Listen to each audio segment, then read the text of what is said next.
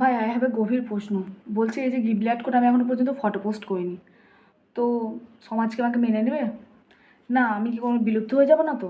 এই যে ডারউইনের প্রাকৃতিক নির্বাচন তত্ত্ব আছে, যেখানে যে মানুষ যদি বিবর্তন না হতে পারে, তো সেখানে সে বিলুপ্ত হয়ে যায় আস্তে আস্তে।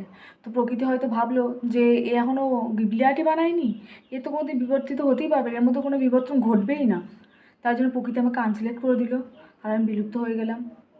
তবুও আমি বানাবো না ঘিবলিয়ার্ড ফিবলিয়ার্ড যা আর্ট আছে, তবুও আমি বানাবো না। ভাই আমার মধ্যে অত পেশেন্স লেভেলই নেই যে দেখে কিভাবে বানায় করো, নেই আমার মধ্যে। আমাকে ইনস্টাগ্রামে ফিডে এসেই যাচ্ছে, আরে দেখো ভাই কেমনভাবে করে কেমনভাবে করে, বাট আমার মধ্যে নেই অত পেশেন্স দেখে আবার একটা ফটো সিলেক্ট করে সেটাকে আবার ই করে। হবে না ভাই আমার দ্বারায়, তাতে আমি বিলুপ্ত হয়ে যাই, আর যাই হয়ে যাক না কেন। আর ভাই আমি এত ল্যাদখোর, এই যে আমার আলসেমির জন্য আমি জানি একদিন আমি বিলুপ্ত হয়েই যাব।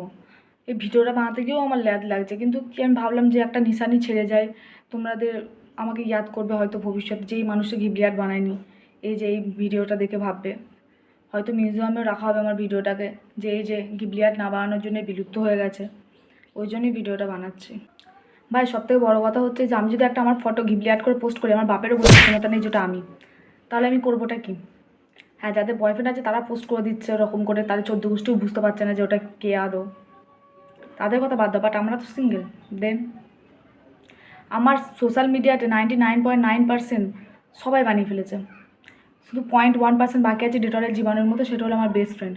যেদিন আমার বেস্ট ফ্রেন্ডও এটা করে ফেলবে, গিবলিয়ার্ড বানিয়ে ফটো পোস্ট করে ফেলবে, সেটা আমার ডেটলের উপর মানে দুনিয়ার উপর থেকে ভরসা উঠে যাবে।